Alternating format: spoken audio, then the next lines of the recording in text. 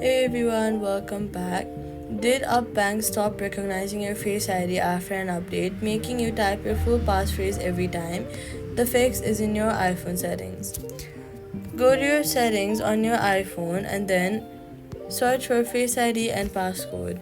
Enter your password when prompted, then scroll down to the section called Other Apps. This shows every app currently allowed to use Face ID on your device. Find Up in the list. If the toggle next to Up is gray and off, tap it to turn it on. If it's already green but still not working, tap it off and then back on to fully reset the permission.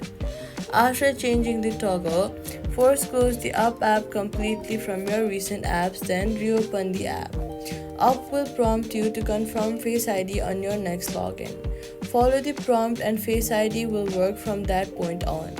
If Up still asks for your passphrase despite Face ID being enabled in settings, try going to Up's own settings inside the app and toggling Face ID login off and back on to reinstalize it and the app level.